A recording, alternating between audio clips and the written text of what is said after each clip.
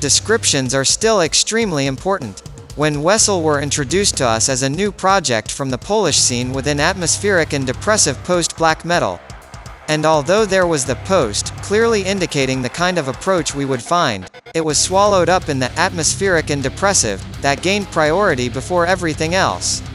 That being the case, what Fin de Siècle is quite different from our expectations, but it also turns out to be different from those we would have had if we had taken post into account, since it is neither that atmospheric nor does it put that ambience at the forefront of its compositions. It is not, however, a disappointment.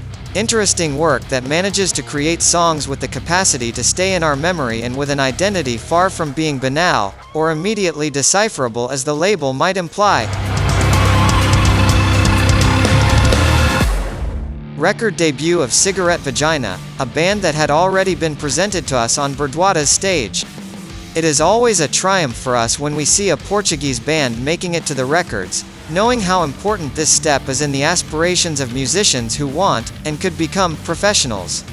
The music contained in Cosmic Empathy is ambitious and goes far beyond what labels like stoner, doom or post-something or other might suggest. First of all, there is a psychedelic sensibility here that is very evident throughout these songs.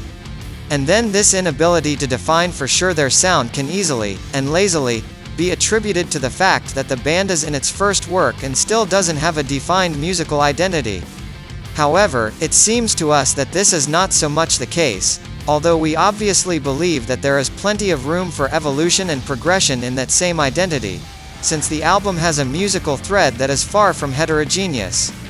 In other words, it goes through many facets and we know that some will be explored more in the future, but for now they all sound important in the context of their sound.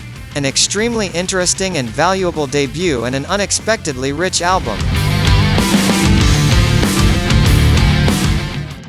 The debut album by the duo Magnify the Sound, which has been around for almost 15 years and has been refining its sonic proposal through performances and, of course, through the individual experience of each of its members. On one side Trondheim Gum, from the Third and the Mortal and Soundbite on guitars, which here take surprising shape.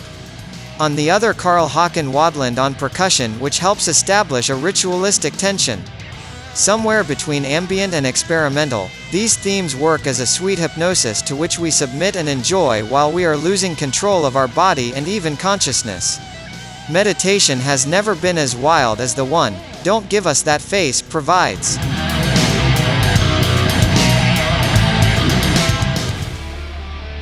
Fifth album from Oytan Bekta's project, TIR, which shows a different side of what the musician has used us to.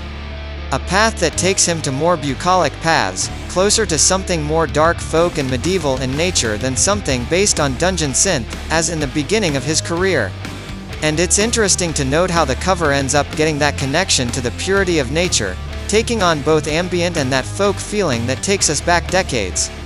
The participation of Thomas Helm, from Imperium, on vocals is also one of the elements that makes all the difference in making this, Awaiting the Dawn, an exciting chapter in a career that has been surprising for its quality and whose ambition is totally compensated.